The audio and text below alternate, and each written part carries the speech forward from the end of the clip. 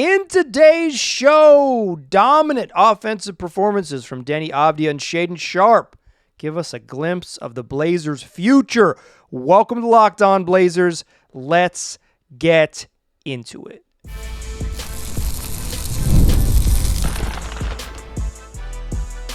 You are Locked On Trailblazers, your daily Portland Trailblazers podcast, part of the Locked On Podcast Network. Your team every day. What's up, world? It's past first point guard and Trailblazers reporter Mike Richmond. You're listening to another episode of Locked On Blazers, part of the Locked On Podcast Network, available wherever you get podcasts and also on YouTube. Thanks for making this show your first listen, coming at you each and every weekday, Monday through Friday. So make it a part of your daily routine. Make it your first listen. Tell your friends to do the same. It's Locked On Blazers, your team every day. In today's program, we're talking a 125-117 win. Blazers beat the Pelicans in New Orleans, get their first win of a 5-game road trip, get back above 500, do their thing. I think what we really saw in this game was two dominant scoring performances. Shaedon Sharpe was really good. Deni Avdija started perfect and was really good in this game. And that's kind of the vision for the Blazers' future. I want to talk about that later in the show.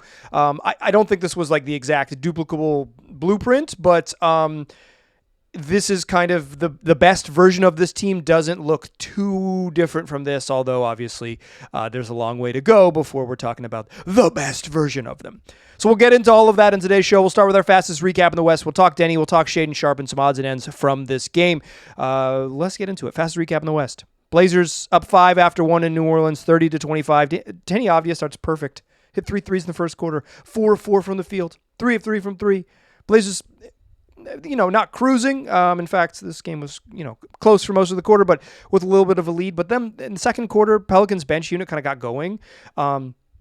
Shaedon Sharpe also got going in the second quarter. He had 13 in the second quarter, but the Pelicans bench unit, particularly like right away, Jordan Hawkins and Jose Alvarado, kind of got them going. I've never seen Jordan Hawkins make a three-pointer in his life. Congratulations. I've now seen you make a couple. At least not an NBA jersey. I haven't seen Jordan Hawkins make shots. But Pels take a lead in the halftime, up 59-57, but the big news of the second quarter was beef. So, fighting for a rebound, Jeremy Grant turns around and kind of boxes out Yves Missi. But the way he blocks out Missi is like he face guards him, right? He's not putting his back and butt on him like a sort of classic box out from your high school basketball coach, but he's like, locking him up with both his arms, which happens in the NBA. It's very common. During that rebound, though, Grant kind of grabs Missi's arm. Very common. Happens in the NBA. But he doesn't let go. And Missi doesn't like that. And then he still doesn't let go. And Missi really doesn't like that. So then he shoves Jeremy Grant, kind of pushes him out of bounds. Grant kind of doesn't, he kind of yanks Missi's arm initially because he won't let go, and then Missi shoves him, and then they end up kind of out of bounds, but next right to the stanchion underneath the basket. Shoving ensues. Missi kind of grabbed towards Grant's neck. Grant kind of grabs the back of Missi's neck and pulls him in like they're going to sort of get into the lockup, like they're getting into a good old traditional style wrestling match. Everybody comes over. Herb Jones gets involved. Shaedon Sharpe gets involved. Love to see Shaedon Sharpe get into a scrap. Probably the only player in the NBA that I'm like, yes, fight more. but both Missi and JG get ejected with like 6:30 left in the quarter, 6.5 minutes left in the second quarter. Shaedon Sharpe and Herb Jones get techs, and we carry on. A little minor fracas, not like a fight, no punches thrown, just like people getting mad, folks getting mad at each other. Blazers down 2 at halftime. They come out of halftime and I thought in the second quarter, they were a little just kind of sleepy. The Pels scored 34 points. Defense wasn't particularly impactful. They just weren't, it was just not a great quarter. They were really good in that third quarter. They scored 38. Drew Holiday had himself a game in the third quarter. 13 points, 5 boards. So Deni rocking early, Shaedon Sharpe rocking in the second quarter. Now you've got a moment from Drew Holiday with 13 and 5 in the third. But I really think for me the most moving, I don't know, moving is maybe the wrong word, the most like truly meaningful sequence of that quarter Because Shaedon Sharpe is about to have a monster game, right? He has 35 points on 13 of 18, complementing a Deni Avdija night where he had 32 on 12 of 18. Deni Avdija having 32 on 12 of 18 and having arguably the second best game on the in terms of scoring on the roster is pretty impressive. Both of them were really good. We'll talk about them more in a moment. But to me, this was like the big sequence. And we're starting a new, probably short-lived segment on the podcast, which is called The Thing That Shaedon Sharpe Did That Brandon Sprague Texted Me About. And here's the thing that Brandon Sprague texted me about that Shaedon Sharpe did. And I think this is 100% the most meaningful sequence of the Shaedon Sharpe sort of growth curve of the game. Shaedon gets it on the left wing. It's guarded by Herb Jones. They're not in transition, but they're moving quickly. This is like the first action of the possession. And Shaedon Sharpe hits Herb Jones, a good defender, with a nasty crossover. Right to left, gets to the baseline, and he's got a whole bunch of space from Herb. He's not like beat. He's not going to cram on him. In fact, he's going to swing. He swings to the corner. He kicks to Deni. Deni makes the extra pass to Drew. Drew makes the extra pass to Toumani Camara, who's now back on that left wing where Shaedon Sharpe started. Cash, he hits a three. Shaedon Sharpe can score. We'll talk about it in the second segment. Not a very good shooter, but a good scorer, a good offensive player. He's become something like a neutral level defender this season, or at least capable of being a neutral level defender when he's locked in, right? Like there's, I think for the most part, we're seeing Shaedon improve on that end. But what for me, the thing, like the next real step he has to make is obviously just consistency on offense, but it's playmaking. It's doing other stuff, secondary skills. Pretty good rebounder, but I don't think he always does it, right? Like being good at it and doing it are probably, doing it is probably requisite for being good at it. Like he's capable of being good around rebounder, doesn't do it. He occasionally has these really nice passes, but he doesn't do it often enough that you feel really good about it. But this is a great play. You beat your man off your dribble. He doesn't have a super tight dribble, but he goes to that crossover quickly, gets space, makes the right read, is a head-up crossover, right read, just switch the court with a pass. This isn't a super, like, high-level pass. He didn't even get the assist. He didn't even get the hockey assist. Deni gets the hockey assist. Drew gets the assist.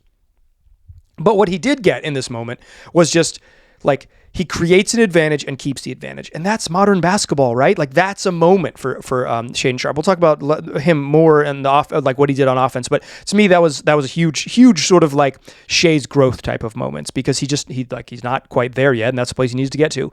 Next possession, Pels come down and miss. Shae leaks out on the fast break, scores in transition as Drew Holiday hits him over the top of two defenders on the leak out. He scores and won a big bucket. He set up a three and got out for an easy possession or an easy bucket in transition, back-to-back plays. Good stuff from Shae.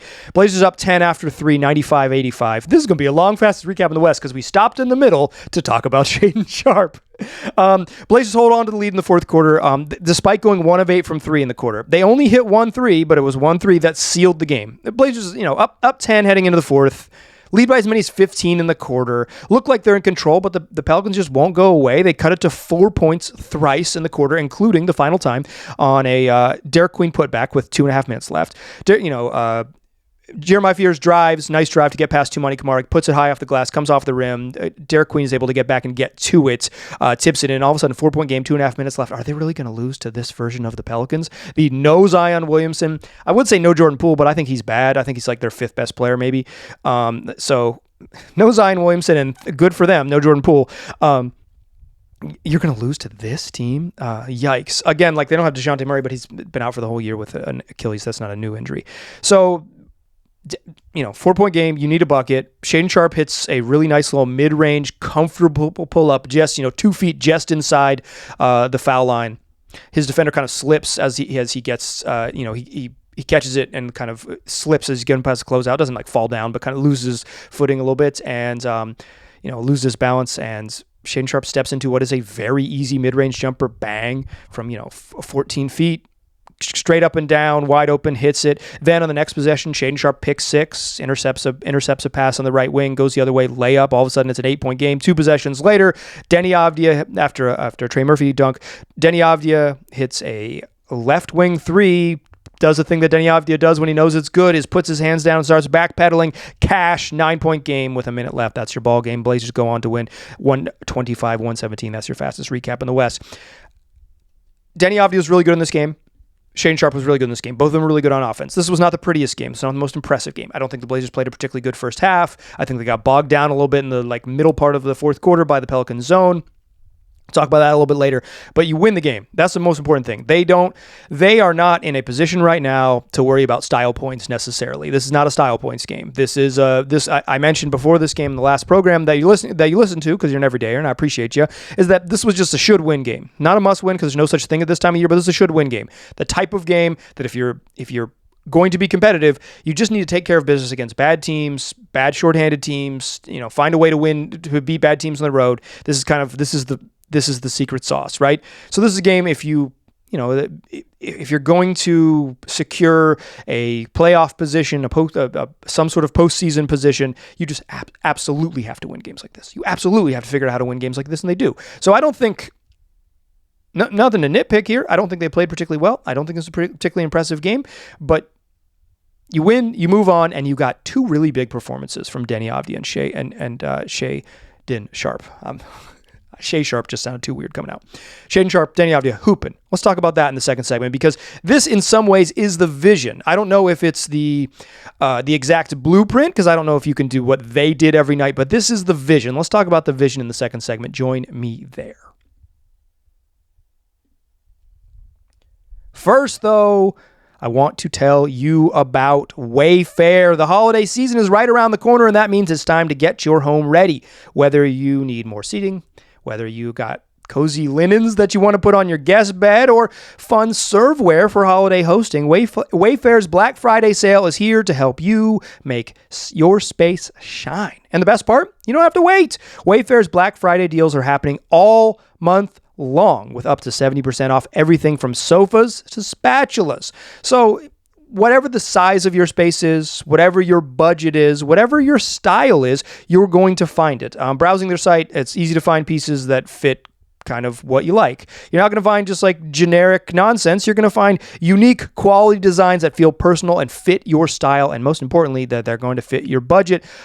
If you've ever hosted family for the holidays, or if you've ever just hosted family or friends in general, you know that those few little touches can make a big difference, and Wayfair makes that easy. So don't miss out on the early Black Friday deals. Head to wayfair.com right now to shop Wayfair's Black Friday sale up to 70% off. That's WAYFAIR.com, and the sale ends December 7th. Today's program is also brought to you by BILT. Nobody likes paying rent, but if you must, you might as well get something for it. That's where BILT comes in. BILT is changing the game by turning your rent payment into real rewards that you can actually use. So when you pay your rent through BILT, you earn flexible points that can be redeemed towards hundreds of hotels and airlines, a future rent payment, your next Lyft ride, and more. But BILT isn't just about rent. It's about rewarding you around your entire neighborhood. So, you can earn points on things that you're already purchasing. If you're grabbing food at a local restaurant or heading to the gym in your neighborhood, you can still be earning rewards. BILT has made everyday life feel more rewarding, from your neighborhood to your travel plans.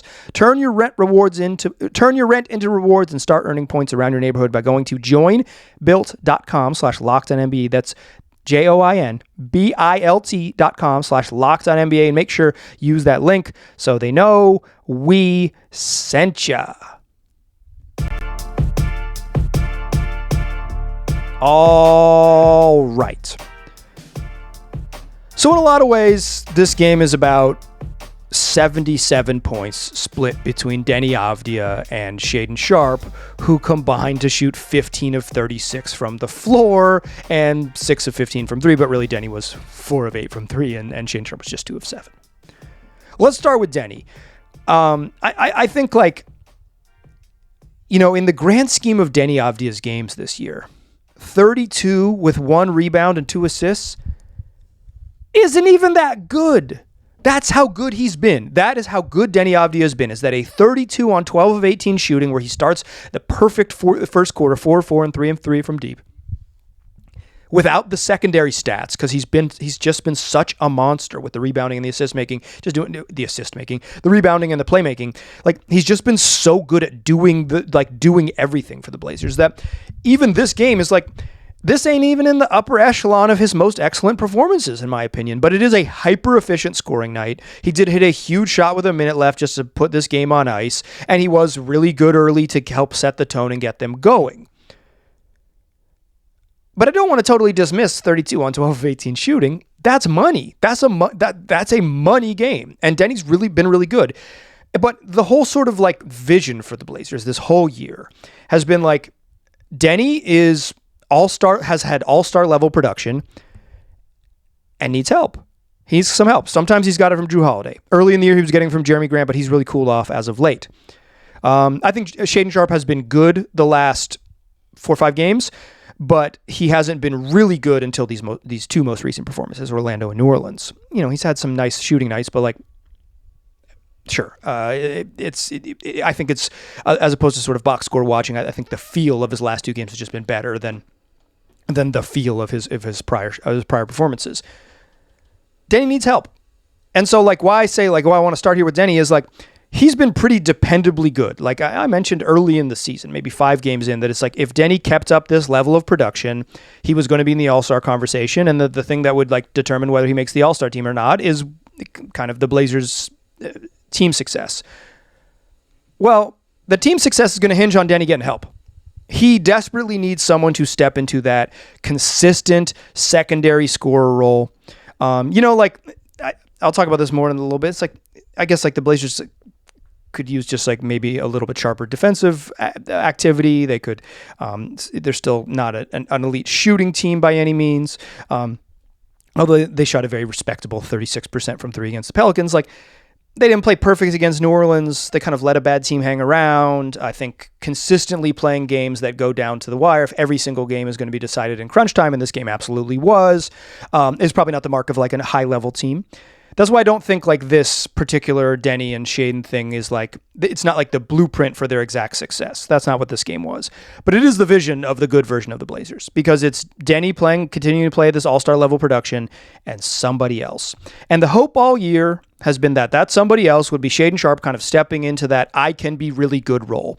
And for Shae, it's not about being good in one particular game. It's not about, it's not about like, oh, well, he had 35, put some respect on his name. It's about consistently playing at this level for 55 games. It's about hitting the high notes often, because anyone who's watched and paid any attention to Shaedon Sharpe knows that he is capable of these big scoring nights. He's capable of the hyper efficiency. He's really good on occasion. He's even been really good for stretches. But the quest for him to kind of graduate is like, the Blazers played 11 games. Ho-hum. Deni Avdija has been all-star level productive for 11 straight games. That's the mark of good players. That's what separates him, and that's what they were missing from Sharpe. But the last 2 games, he's been balling. This is the vision. All-star level Deni Avdija and somebody else that is reliable. It's not just mix and match, right? Because I think Drew's had some nights, and it's we can depend on these 2 dudes.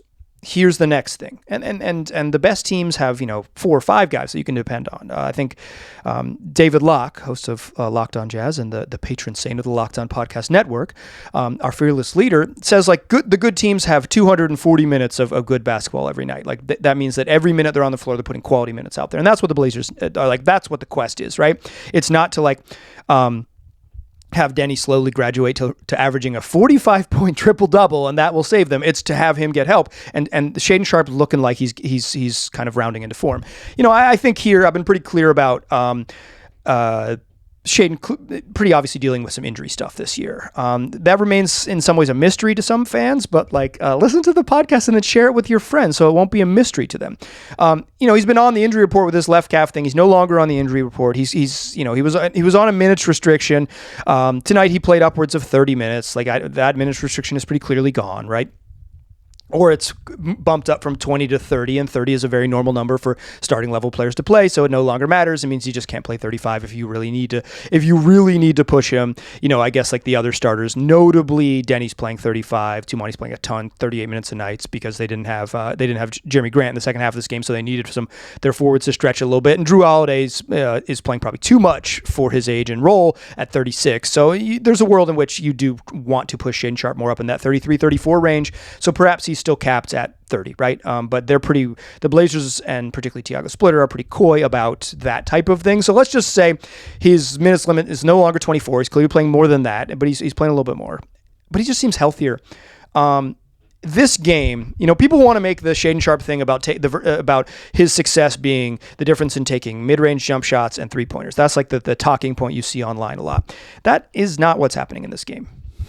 You don't just have to make stuff up. You don't just have to hit a talking point. In this game, Shaedon Sharpe took 2 non-paint twos. He didn't miss a single two-pointer. He was 11 of 11 inside the arc. And he took 2 non-paint twos. 9 of his shot attempts came inside the arc. 8 of his shot attempts came inside the restricted area. Tonight's game was about Sharpe getting to the cup. What made him special last year was he was a very, very, very good finisher. And, the dunks stand out. And he had a dunk in this game off a pass from Chris Murray where he cocked it back and took off from 8 feet and jumped 11 feet in the air. And you're like, oh yeah, you're very special, right? He likes to do that double clutch, 2-hand double clutch dunk sometimes for a little bit of show. He was out there and scoring in transition. I thought he was aggressive in the half court to get to the rim. I thought he was good at getting himself to the rim. But what made Shaedon Sharpe special last year is that his ability to get to the basket. And that's what he looked special doing in this game too. This wasn't a game where he took 17 footers. That might have been the case against Orlando, but this wasn't a case against New Orleans. This was a case of him being aggressive and looking to get to the rim. And each of the last 2 games, he's also gotten to the free throw line a lot more often. Tonight against New Orleans, you get 7 free throw attempts. That's key. Not a lot more often. Tonight he got to the line more often. That's key. Get to the rim, get fouled, make your free throws. He's been a good free throw shooter. He's not a very good 3-point shooter, but that 15 feet, closer than 22 feet, he's been good from that range. This is the key for him. Sharpe being aggressive, Sharpe being healthy so he can be aggressive, Sharpe getting back to what was his superpower last year was finishing around the rim. The secondary stuff, whether it shows up for him or not, tonight, 5 boards, 3 assists, a couple steals. Didn't turn the ball over, only 1. I think that's hit or miss, and we'll see. But the step for Sharpe is, I think he still took some step back threes in this game that I didn't love.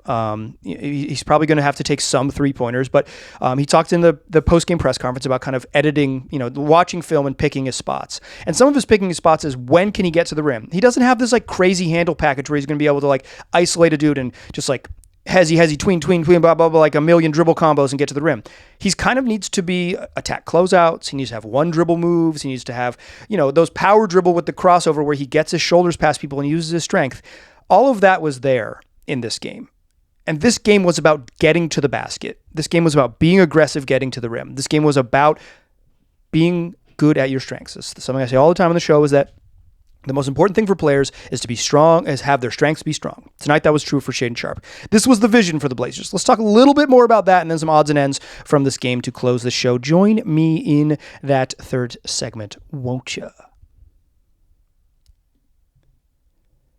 First, though, let's talk FanDuel. The basketball season is here. That's the National Basketball Association's regular season. There's no better place to get in on the action than FanDuel, the official sports betting partner of the NBA. So even if you missed the start of a game or you're just watching a game and all of a sudden you want to ride the hot hand, FanDuel has live bets on everything from who will score the next basket to who's going to come back and win in the fourth quarter, or in some cases, if you're a hater, who's going to fall apart and lose. Plus, you can even combine your live bets into a same-game parlay for a shot at a bigger payout. It adds another layer to your viewing experience, and FanDuel's got action on everything you're looking for. So if you're looking for layers, they're going to have it. And right now, FanDuel is giving new customers $300 in bonus bets when your first $5 bet wins. So find a bet you like, put $5 down, and then you get $300 in bonus bets to use across the app. Head to FanDuel.com to sign up and play your game with FanDuel, the official sports betting partner of the NBA. Today's program is also brought to you by the YMCA. That's right. At the YMCA of Columbia-Willamette, they believe everyone deserves to find their place to play because play connects us, it strengthens us, and it brings our community together. Through the 3 pillars of the YMCA: youth development, healthy living, and social responsibility, the Y is your local nonprofit helping people of all ages move, grow, and belong across the Portland and Vancouver metro area.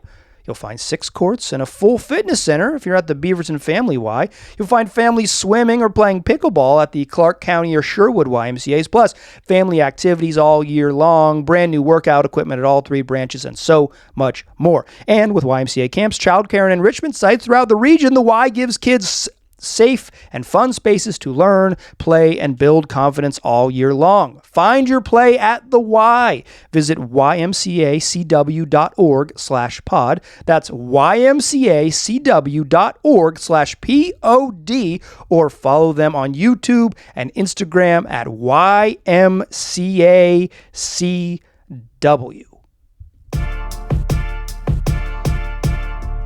Still a pass first point guard. I'm still Mike Richmond. Still listening to Locked On Blazers. Still talking Shaedon Sharpe and Deni Avdija. This is the vision, right? I don't think it's a perfect blueprint because I don't think the Blazers played well enough to call this a blueprint, and I don't think this this level of efficiency is sustainable from both of these gentlemen combined. Like, Deni's been pretty freaking good and efficient all year, so perhaps I don't think Deni's gonna average 32 on like 70% true shooting, but I think he's been good enough this season to say he's gonna have some. He's just been really consistently good, right? But I don't think Shaedon Sharpe's going to be a 35 point per game scorer. So I don't think you could say like, well, if these dudes combine for 75, you have a chance to win.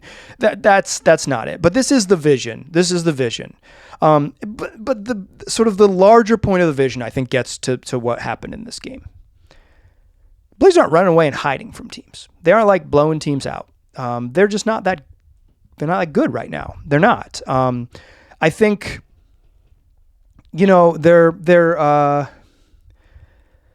missing their defensive players off the bench. I think it's pretty clear that the sort of lack of Blake Wesley and Matisse Thybulle has been a challenge for them. But this reminds me a little bit of the 22-23 season when kind of a lot of the talk was like, well, Justice Winslow got hurt and then the whole thing fell apart. Well, it's just unfair to place this entire success of the team on like backups who play 19 minutes a night. Like, That's an unfair way to sort of analyze the general success of a basketball team, because you're sort of ignoring the bigger picture stuff. It's like Justice Winslow and Blake Wesley's absences derailed the whole plan. But I do think in general, what you're seeing is because they don't have these like sort of monster defensive lineups coming off the bench, they can't play like 37 minutes of like awesome defensive groupings. And the backups playing deeper on the bench, like C.D. Sissoko is kind of fine in this game, but he's not very good. Ryan Rupert got to play a little bit after Jeremy Grant got ejected, and Rupes is just like he's not ready. He's not a particularly good defensive player, although he has like some defensive tools, but he's just not good on defense, and he hasn't exactly figured it out on offense. I think some of it is just like decision making feel stuff, and he just hasn't played very much, but also like he hasn't played very much because he hasn't earned it, and I think there's sort of you're seeing a combo there. And when, it's like Matisse Thybulle and Blake Wesley didn't totally derail this whole thing, but when you're playing more minutes with a two-way guy in Sissoko and more minutes with just a young guy who's not very good and Ryan Rupert, you're playing more minutes of bad defenders. You're playing less minutes of your maximum, best defensive players. And Thybulle was so good on defense. He's making every shot. He didn't take it many threes. He took like, I believe 6 total 3-pointers or something like that. 8 total 3-pointers before he got hurt. But he was shooting very well on those 8 total attempts. But he was awesome on defense, and he has been awesome on defense throughout his career. Like, I think we have enough of a sample size to say he rocks on that end. So like, yeah, I think they're like, why I can't call this the exact vision is because I don't think their defense played very good against a not very good Pelicans team. I thought in the fourth quarter, when New Orleans went zone, the Blazers just like didn't have much rhythm against that zone. What you need to beat a zone is you either need shooters, like guys who can just space, and they don't need to be movement shooters, but like true standstill knockdown shooters that, when you do get into the gaps of the zone and you get a kick out and you are going to get jumpers against the zone, it's kind of the natural way it works. You have enough shooters that there's like, okay, we can't stay in this. But, Toumani Camara made 3 of 6 threes in this game, a huge step forward for him, but he has not shot well. He's not shot consistently enough. I don't think Drew Holiday is like the level of on-ball creator that you can just throw it to him and have him break down zone defenses or defenses at all. In fact, I think they're asking too much of Drew right now. I think like Drew's really, really good, and if they could narrow his ask He'd be a lot better. But, I think the defense has not been as awesome as I thought it would be. And I think that's just because they're, the depth on down the roster of how many good defensive players you can play when you start knocking that out. They've taken a step back. I don't think they're a bad defensive team by any means, but I think they're just not as awesome as they're capable of being when they're fully whole. I think their offense still has some warts, but this is the vision, right? Defense gets a little sharper, dependable all-star production from Deni Avdija, and a secondary guy. Is that secondary guy who is, capable of having this, a comfortable 24 a game type of thing, 22 and can get up to 30 on any given night? Is that Shaedon Sharpe? You really hope it is, right? That's the vision for him, right? Is that he is that capable scorer. Like I've said a bunch in this podcast, his best attribute is putting the ball in the basket. You need to put the ball in the basket. If this is the beginning of a great run, and we remember the first 9 games of Shaedon Sharpe's season were not great, and then he really got going and he went off, right? Then yeah, that's what they need. They need him to hit it consistently. I don't know if this exact performance is repeatable, but I know that if the Blazers ever get really good this year, it's going to look a lot like this. Deni, Shaedon, defense gets better. Tumani hits some threes. Jrue Holiday fills in all the cracks. Jeremy Grant doesn't get ejected in the middle of the second quarter and gets to play the end of the game. And you get, it's going to look a lot like this. This isn't the perfect blueprint. This isn't the proof of concept. This isn't anything like that. What this is the vision of some greater future. And some greater future for the Portland Trail Blazers involves those two dudes, Deni and Shae, balling like they did tonight. Apologies for this one coming out a little late. I was on an airplane during this game, traveling to the East Coast of the United States. I made it to the East Coast of the United States. I'm recording this from quite literally my childhood bedroom. And so apologies for this one coming a little late. Is what it is. I'm here for you now, though. I'll have another show for you tomorrow. We'll do 5 this week. We'll do 5 next week. We will probably have another situation next week where one of the episodes is delayed as I fly back to Portland, Oregon, but we're still going to get 5 shows a week. It's what we do, 5 days a week, wherever you get podcasts, also on YouTube. I appreciate you listening. Tell your friends about the podcast, and we'll come back and do it again tomorrow. I appreciate you listening. I will talk to you soon.